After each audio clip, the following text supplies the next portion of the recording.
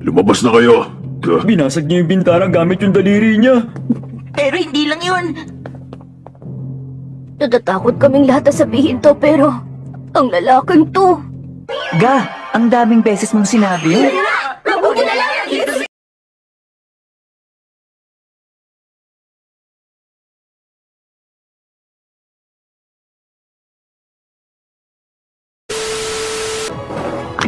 Ibigay mo dito ang lahat ng kaya mo. Mataas na pader na tinatawag na matanda ang karak mo.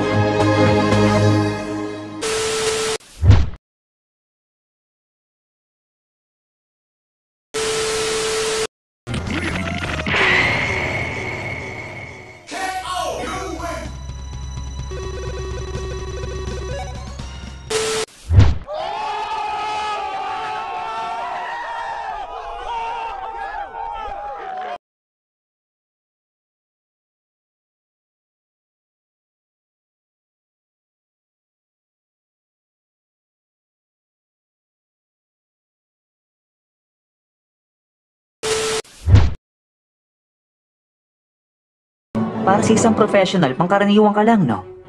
Ang bumasag ng salamin at bumasag ng bungo, kaya ko rin gawin yon.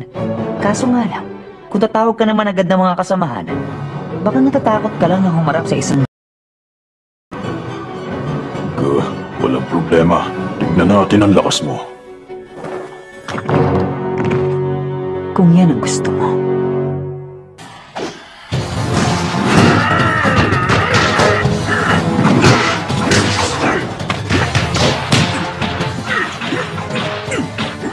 Merong kakaibang lakas si Grip na kayang bumasag ng mga bungo. Kapag nahawakan niya ako, game over na.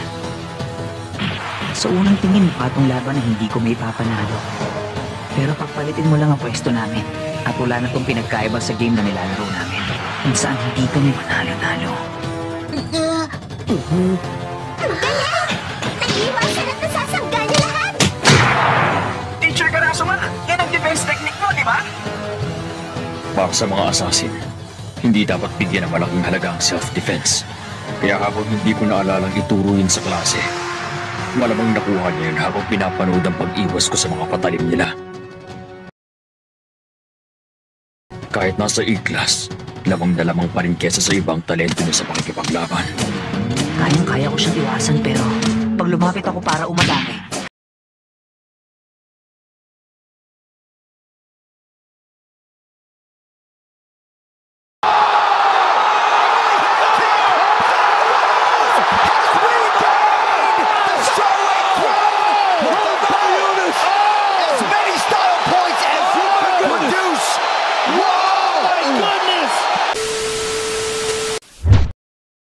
What? habutin niya ako. Anong problema? Hindi ka makakalagpas sa akin kung hindi mo ko atakihin, Ganun nga ba? Kasi pwedeng inaagaw ko lang ang atensyon mo sa laban para makadaan ng paisa-isa at dahan-dahan ng mga kasama ko papunta sa daan sa likod mo. Relax ka lang. Wala akong tinatagong pandaraya. Ngayon ako naman ang aatake sa laban. Lalaban din ako ng walang sandata kagaya mo. Tapusin natin to ng patas.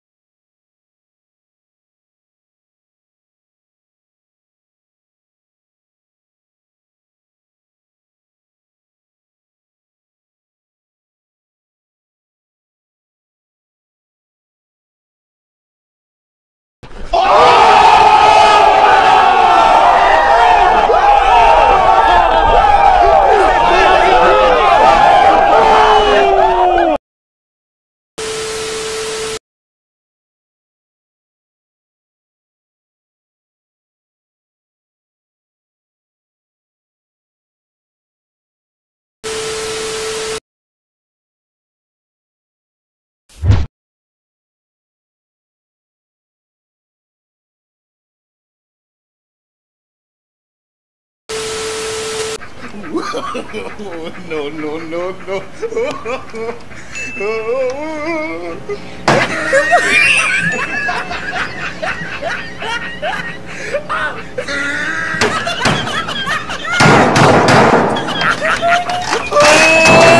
tried it.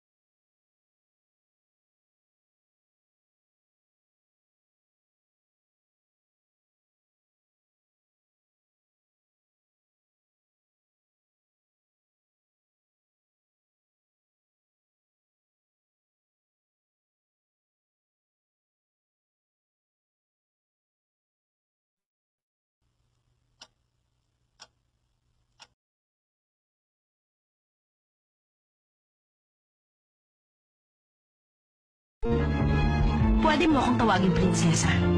Prinsesa?